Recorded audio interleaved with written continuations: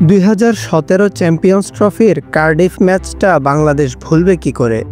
নিউজিল্যান্ডের বিপক্ষে সাকিব আল হাসান এবং মাহমুদুল্লাহ রিয়াদের সেই জোড়া সেঞ্চুরি আর ম্যাচ জয়টা বাংলাদেশের ক্রিকেট ইতিহাসেরই অন্যতম সেরা ওয়ানডের জায়গা করে নেবে। কার্ডিফে সেদিন চ্যাম্পিয়ন্স ট্রফির এক অনন্য এলিট ক্লাবে নিজেদের নাম তুলেছিলেন বাংলাদেশের এই দুই তারকা। গতকাল যেখানে নাম লেখালেন নিউজিল্যান্ডেরই আরও দুই ব্যাটার। পাকিস্তানের বিপক্ষে 2025 চ্যাম্পিয়ন্স ট্রফির উদ্বোধনী ম্যাচে ক্রিকেট দুনিয়া ফের দেখল জোড়া সেঞ্চুরি। পাকিস্তানি বোলারদের আক্রমণ সামলে উইল ইয়ং এবং টম ল্যাথাম দুজনে পেয়েছেন দুর্দান্ত দুই সেঞ্চুরি। ইয়ং 107 রানে বিদায় নিলেও 118 রানে অপরাজিত থেকেই মাঠ ছেড়েছেন টম ল্যাথাম। উইল ইয়ং এবং টম ল্যাথামের সুবাদে চ্যাম্পিয়ন্স ট্রফির ইতিহাসে পঞ্চমবার জোড়া সেঞ্চুরি দেখেছে ক্রিকেট দুনিয়া।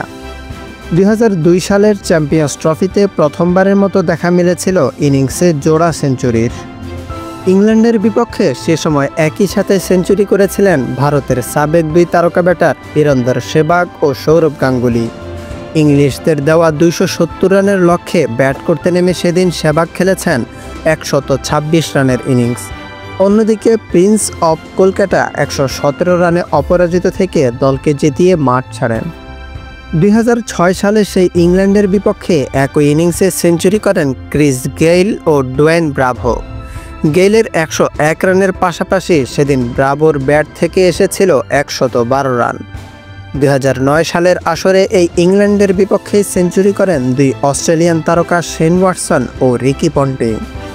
ইংল্যান্ডের বিপক্ষে সেদিন ওয়াটসন পন্টিংয়ের 252 রানের জুটিটা চ্যাম্পিয়ন্স ট্রফির ইতিহাসেই সর্বোচ্চ জুটি। সেদিন ওয়াটসনের ব্যাটে এসেছিল 136 রান ও পন্টিং করেছেন 111 রান। আর চ্যাম্পিয়ন্স ট্রফির গত আসরে নিউজিল্যান্ডের বিপক্ষে সেঞ্চুরি হাঁকিয়েছিলেন সাকিব আল হাসান ও মাহমুদুল্লাহ রিয়াদ। দুজনে মিলে গড়েন 224 রানের জুটি। সাকিব 114 রানে বিদায় নিলেও সেদিন 102 রানে অপরাজিত থেকে ম্যাচ জিতিয়েছেন রিয়াদ। ক্রিকেটের সব খবরাখবর পেতে আমাদের চ্যানেলটি সাবস্ক্রাইব করুন। আপনার ভালো লাগা খারাপ লাগা আমাদের সাথে শেয়ার করতে অবশ্যই ভুলবেন না। আপনার গুরুত্বপূর্ণ ফিডব্যাক আমাদের পথ চলাকে সুগম করবে। ধন্যবাদ।